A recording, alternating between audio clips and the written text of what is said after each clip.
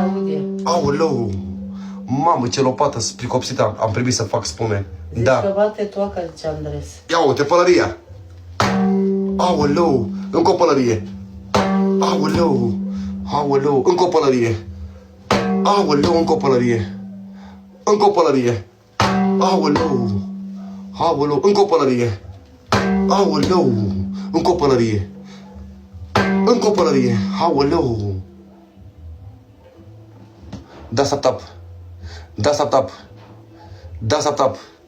Da, sap tap. Asta înseamnă pălărim în capa și pula voastră. Pălăria și lopata. Pălăria și lopata.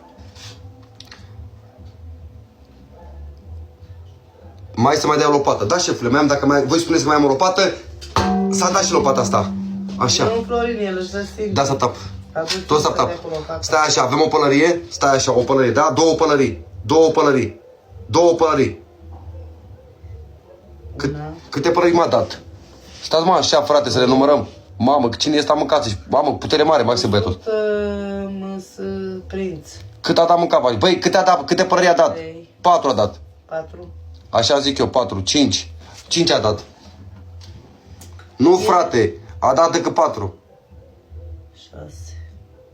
Cât ai dat sprint? Sprint, spune-te rog eu frumos, nu mă minți. Că mie mi-a... Nu mă minți. Nu mă minți că am 5 copii. Dacă mă minți, te vede Dumnezeu. Toată lumea 7.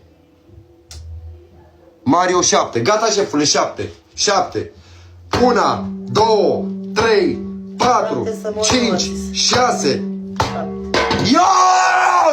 7 să mor eu, a zis băiatul. Da, bă, 7, nu contează. Mai vină cu 7 odată, să mai dau încă 7 odată. Mai vină cu 7 odată. Pălăria și lopata. Încă 7. Tot tap.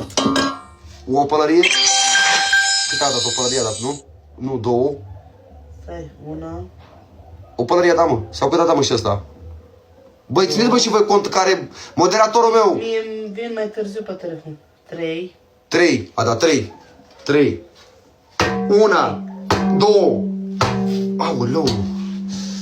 Aoleu. 3. Da, tată, 3 a dat. 3. 3 mâncava și pula voastră. Toți tap-tap. Toți tap-tap.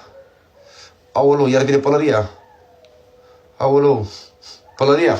Da, tată, pălăria. Pălăria, da. Să vină pălăria și a plecat. A plecat lopata. Pălăria și lopata, da. Dar vreau și eu un pistol cu bani să mă băgați în boba cu butoi. Care vine cu pistolul cu bani? Stai așa, o pălărie. O pălărie a dat asta. Una a dat. Una.